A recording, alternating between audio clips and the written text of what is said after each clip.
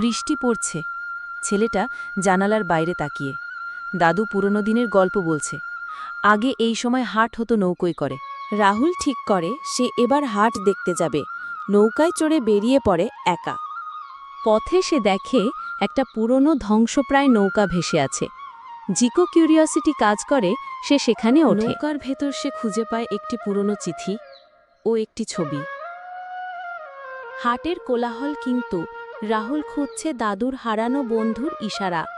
লোকজন, পণ্য, বাচ্চাদের মজা। হাটের এক প্রান্তে রাহুল দেখতে পায় ছবির মতো দেখতে এক বৃদ্ধ। তার হাতে একই রকম পুরনো ছবি। বৃদ্ধ বলে, এ তো আমার পুরনো বন্ধু রমিজ। রাহুল বৃদ্ধকে নিয়ে দাদুর কাছে ফিরে আসে। দুই বন্ধুর চোখে জল, অতীতের গল্প ভেসে ওঠে। এই বর্ষায় শুধু পানি আসে না, আসে পুরনো স্মৃতি, হারানো মানুষ আর নতুন গল্প।